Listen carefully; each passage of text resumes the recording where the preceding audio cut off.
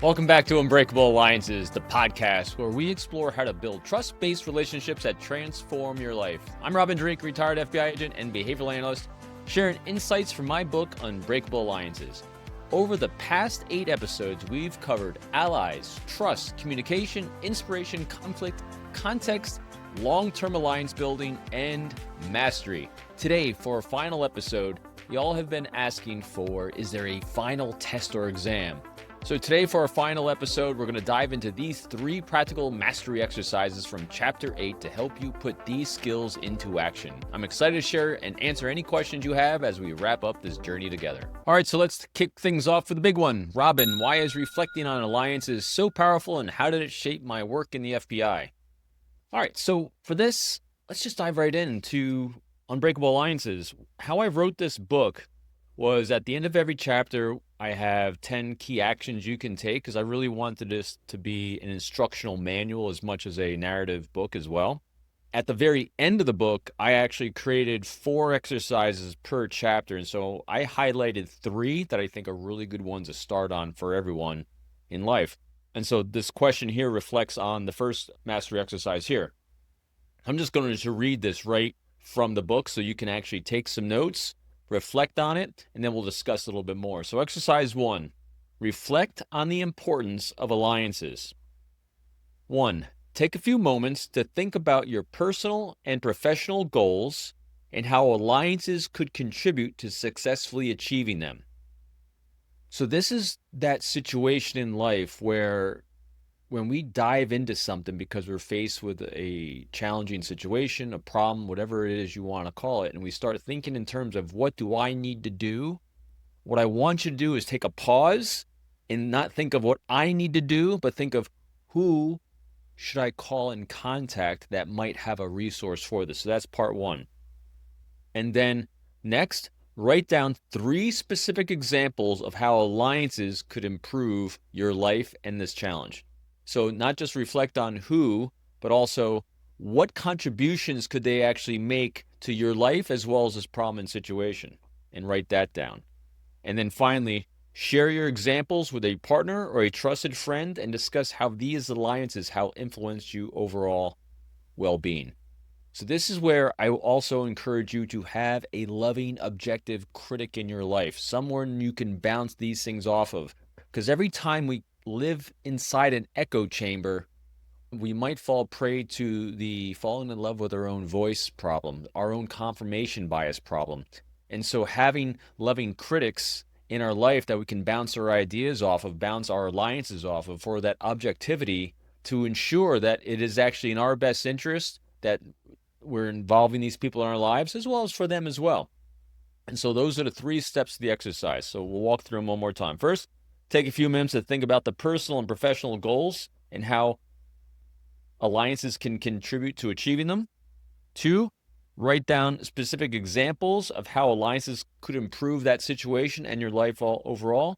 And finally, have a loving critic or a partner or someone that you're going to share your thoughts and ideas with, who to include and how to move forward in those challenges so you can actually have some strategy sessions with that objective, non-echo chamber partner in your life. All right, next up, following that question, let's go with this. Robin, how does writing down alliance examples help, and can I share a personal example? All right, so in that first exercise, I had you write these things down and then share it with other people and do a strategy session or just a great dialogue and discussion with a loving critic.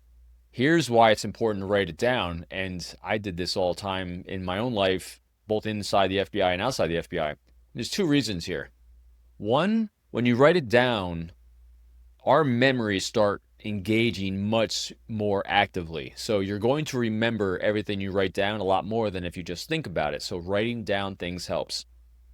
The other half of that is it gives great clarity of thought. It becomes less of a subjective art form and more of a paint by number, as I said before, when we write these things down. And here's the greatest example I have in my entire life.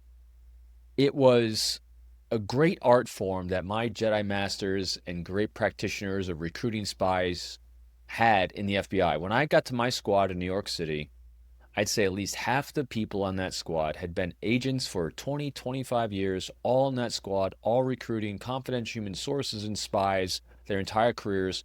And they were majestic. They're like a Leonardo da Vinci painting Mona Lisa about how good they were at what they were doing. It was an art form to them, this interpersonal dialogue, communication, all these strategies. It was beautiful art, how we crafted an engagement and a recruitment scenario around one human being to inspire them to want to cooperate with us. I mean, you can just feel the majesty of a great conversation and dialogue. The challenge was when asking them, how did you do what you do? What specifically do I do to start following a path? They're like, well, just be like me. Just do this. And so they're living through anecdote and example, and it was hard for them to quantify and put down exactly what they were doing. What happened in my career was I got better at this through on-the-job training with these great teachers, mentors, and guides, plus my own natural talent, skills, and desire and love of interacting with human beings. And I was asked to go down to Quantico and start teaching this. And then my good friend Joe Navarro said, you need to start writing about this. And so the combination of teaching as well as writing forced me to take that subjective art form and make it a linear paint by number. That way it could become repeatable. And then when I started doing that, I started understanding the content at a much deeper level. I contemplated more. I thought about it more. I was able to then pass it on more, because one of the best things you can do on the path to mastery is not always consider yourself not just a humble student that is here to learn, but also as a teacher, mentor, and guide to others, because we consume knowledge and we pass knowledge along. When we pass it along, we learn just as much, if not more sometimes, than when we're consuming it from others. And so that's why this is so important. This first one is a reflection, and write it down. All right, so here's our last follow-up question to our first exercise, and that is, why discuss alliance examples with someone, and how did I get this done in the FBI? We pretty much already covered this, and that is discussing it with someone helps you really clarify and articulate exactly what it is you want to do, the relationships you want to have that objectivity coming in from someone outside of you and your own confirmation biases. Granted, they're going to have their own, but when you put the two together, hopefully they'll start canceling each other out and start having more objectivity.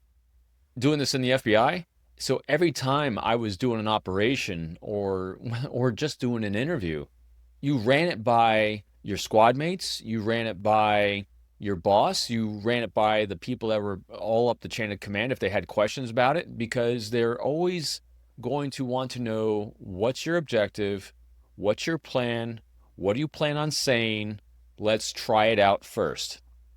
So that's this entire process, is like, who do you need to talk to?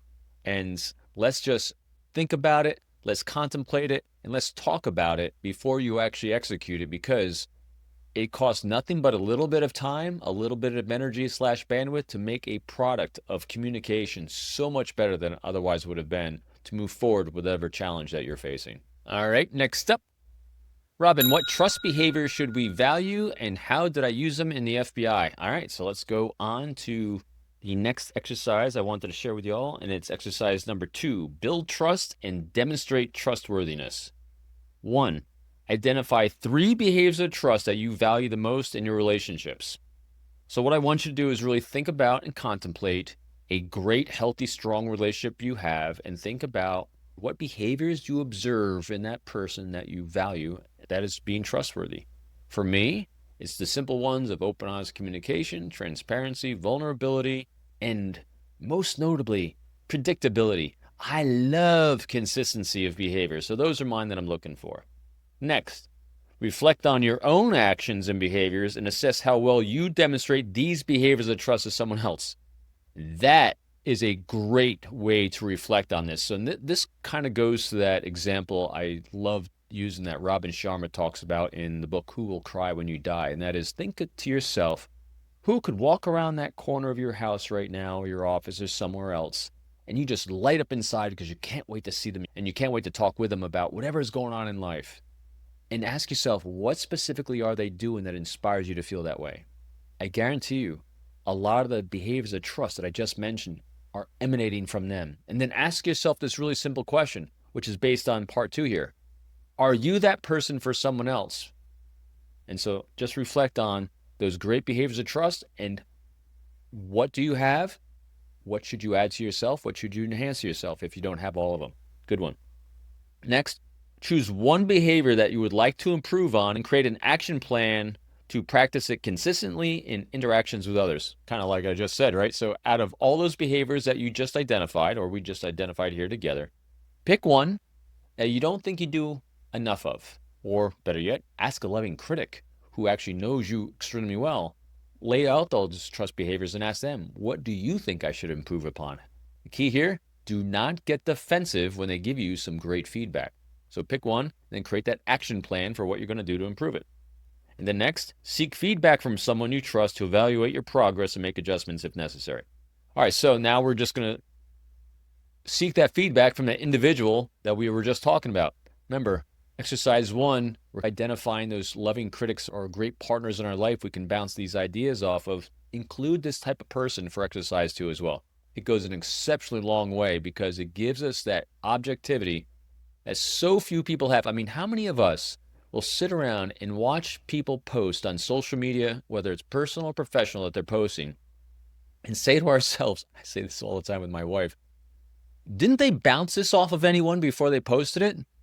So think to yourself, who do I have in my life that I can have as that loving critic that I can bounce these ideas off of before I post it, before I share it, before I take an action on it? Because having at least one other brain, one other set of eyes, one other loving critic taking a look at something will make it better than otherwise would have been. All right, so let's take a few follow-ups from that second exercise, and this comes up a bunch with this one. How do we assess and improve our trustworthiness? And that's the self-reflection part. So the best way to really think about how do we improve and assess our trustworthiness is assess our impact on others. When we are attempting to do something, take an action, solve a problem, whether it's for ourselves personally or professionally, and we're seeking to have people part of our lives that do this, how often does someone follow through and want to do it with us? Do they recoil at the idea? Do they commit and then back off? Do they just not commit at all? In other words, how strong is your alliances when it comes to solving problems? Do you have any whatsoever? So that's what's really key here, is just thinking in terms of and assessing, do I have a network of people, of problem solvers in my life or not? If you don't, is that because of a lack of effort on your part to reach out and create healthy, strong alliances? Or did they back away because you weren't displaying the behaviors of someone that's trustworthy? In other words, with that open, honest communication, transparency, vulnerability, being consistent. And also, key critical component here is in every dichotomy of human beings, of them, us, and things we're trying to do, are you balancing it with, are you giving as much as you're asking in the relationship? Is it balanced? Or are you out of balance? Are you always taking? Are you always asking and never reciprocating? So always asking yourself and reflecting, what is causing the situation I'm in, for good or bad, for positive or negative, for big alliance, no alliance? Just reflect and ask yourself the what question. What is causing the situation to be what it is today? All right, and here's the final exercise question we're going to go through, and it's based on this. Robin, how did active listening build an alliance in the FBI? All right, so active listening is critical in everything we do, because active listening is nothing more than demonstrating to the other person that you see them, you hear them, and you value them, and that the focus is on them and not you. And that's the keys of communication. And there's other things you can do where you can match what people are doing non-verbally. You can reflect and paraphrase back to them the things they're saying. These are all nice and fine, granular little things, but when you're thinking about what you're doing and not thinking and focusing on what they're doing, the shift is a little off. That's why I just like focusing on the other person by seeking their thoughts and opinions, talk in terms of their priorities, challenges, pain points, and friction points in life, non-judgmental, active curiosity, empowering them with choices. That, to me, is very active listening. So here's the exercise itself. It's exercise 4. Let's walk through it together. Enhance communication for building alliances. 1, practice active listening by choosing a conversation with someone in which to focus on fully understanding their perspective without interrupting or making judgments. So when you're interacting with someone, this first part here is Ask that specific what question. What inspired you to be who you are today? What inspired you to walk this path? What challenge are you working on this week? And then as they start sharing, whether it's in response to that question or anything else, let go of that need to jump in, to solve it right away, to reciprocate, to share your own anecdote or story or something. Just let go of that and be present. That's the first step of active listening. Next, tailor your communication to someone's priorities by identifying their preferred communication style and adjusting your approach accordingly. So this is a little bit of what I covered in the book and in the earlier episode as well of DISC, the personal discernment inventory, how people prefer to give and receive information. And people, if you remember, are either direct or indirect. In other words, as they think it, it comes out the mouth, or indirect people, they tend to listen before they speak. In all situations, it is always much better if you can take a pause and think before words come out of your mouth. No emergency takeoffs with what you're about to say. And then the most critical part of this is you want to assess whether the person you're communicating with is either task-oriented or people-oriented. Because if they're task-oriented individuals, what they're looking for is they're looking for you to be granular on things to actually do. Very specific. Actions, words, and deeds.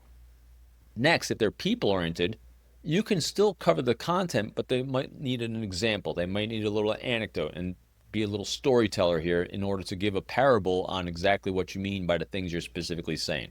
And so that's what we're talking about. People that tend to be task-oriented versus people-oriented. That's what we're talking about with tailoring our delivery according to their preferred communication style. Next, engage in non-judgmental curiosity by asking open-ended questions and seeking to understand their thoughts and feelings. And there it is. Step 3 of the golden keys of communication. Non-judgmental active curiosity. As they say something, as they're sharing their information, as they're sharing the things that on their minds and their priorities and all these things that we just talked about, do not judge what they're saying. Be curious about their context, their experiences, how they came up with those ideas, how they came up with that perspective, all these things. Because as soon as something stands out to you that you don't quite understand, that doesn't make sense from your background, your upbringing, or your framework of your experiences, that's what you explore. Say, hey, what was the inspiration for that? Where did that idea come from? What do you think would be the result if you did it X, Y, and Z way? Is that congruent with what we're trying to achieve here? That's all. You just explore it. Be actively curious without judging. Good. Next, empower others with choices by providing them with options and involving them in the decision-making process. Again, the fourth step in the keys of communication is that empowering people with choices. So after you've done all these other steps in active listening and you discovered these challenges, priorities, and pain points, you've been curious about filling it out, their life arc of how they make decisions and everything. Finally, when you're empowering people with choices, what you're doing is you're giving them options for ideas for moving forward and then adding a simple little if question. In other words, you give, hey, we could do it this way or we could do it this way based on what you said our objectives are, if you're comfortable doing that. If you're not, please let me know what would make you feel more comfortable, and we'll see what we can do to do it that way. That's it. Using the word if you're comfortable doing it that way. If you prefer to do it this way, or this way, what do you prefer? Because remember, when we're empowering people with choices, it's rare, if ever, that we give someone a choice that we're not comfortable with as well. That's why it is beautiful. And also, when you give someone a choice, it makes them feel empowered. It also allows them to feel safe because they have situational awareness to move in any direction they want to. So it's a beautiful thing to do. Finally, reflect on the outcomes of your enhanced communication techniques and how they have contributed to building unbreakable alliances. Here's that reflection one coming in again. Reflection helps us self-master and be on our journey because we can assess what went well, what went a little sideways, what was a little more challenging, what can I do differently next time.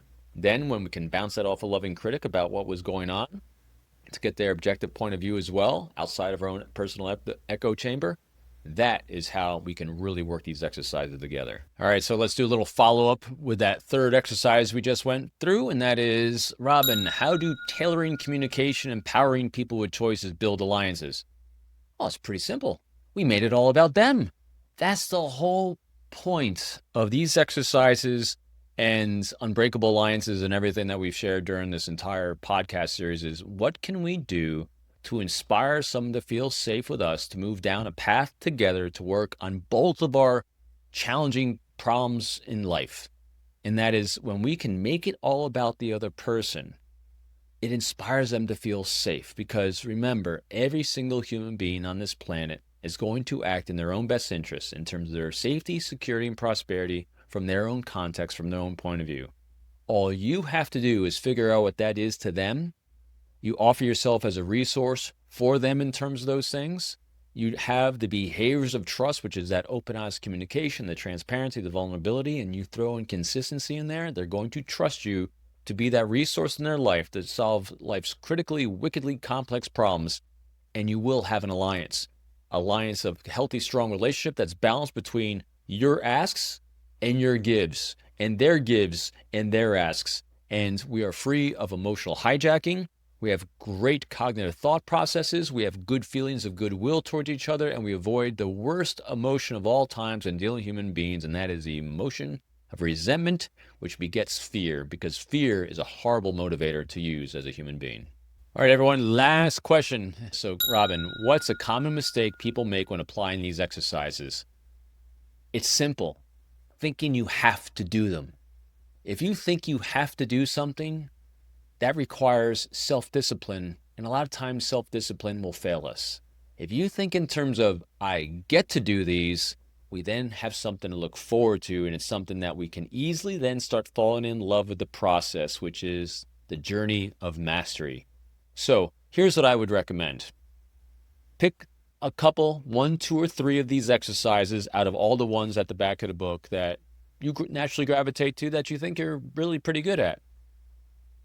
Make it conscientious. Get some positive reps in there. Elevate a skill set you naturally have and make it a little bit better. And then what I want you to do, if you feel comfortable with it, see, I'll use that word if, pick one that you might not like that much, or you don't think you're as skilled at, or if you're not even quite sure, have someone else read some of those exercises, your loving critic, and have them assign you with one. And then have the courage to dive in and just try it. It's just having the courage to start. Do not fear the start. Pick one, dive right in, because you're only going to get better if you try. Then reflect, refine, try again. And as long as you're making progress, and I guarantee you this, if you make an effort, you will make it progress. Making an effort is all it takes most of the time. And how do you make an effective effort? You read, consume, have a strategy. You then exercise that strategy, you put into practice. You then do the most critical thing is you do an after action on yourself. If you can have another loving critic help you do that after action, fantastic. So you're going to have some areas of praise that you did really well. You're going to have some areas of polish that we could do a little bit better. We then refine those areas. We smooth over the rough spots that didn't go as well. We then do the most important thing. We have the courage to try again. We dive in, we practice, we get better, and we do that process again. I would recommend picking one exercise that you feel you might be a little challenged on and do just that. I guarantee this. If you fall in love with the process of self-mastery in areas that you're not skilled at today, those areas will become your greatest assets in life. I am living proof of it. Every single book I've written is the areas of my life that I was most lacking for a lot of my life. There were glimmers of hope in there that I decided I want to be better at this. And I was surrounded by those great teachers, mentors, and guides that allowed me to fall in love with the process of mastery. Ladies and gentlemen, that is it. That is the final episode of our series on Unbreakable Alliances, and I cannot thank you enough from the bottom of my heart for coming on this journey with me and each other as we walk down this path of creating great unbreakable alliances. So we've explored practical mastery exercises today, from reflecting on alliances to enhancing communication. I hope you're inspired to apply these in your life. This concludes our series on Unbreakable Alliances, but your journey still continues. Don't forget to subscribe, drop your questions in the comments, or visit robindreeke.com to keep this conversation going. Thanks again for joining me on this transformative journey and adventure. Stay safe, stay sharp, take care of yourself and others, and we will see you all again very soon.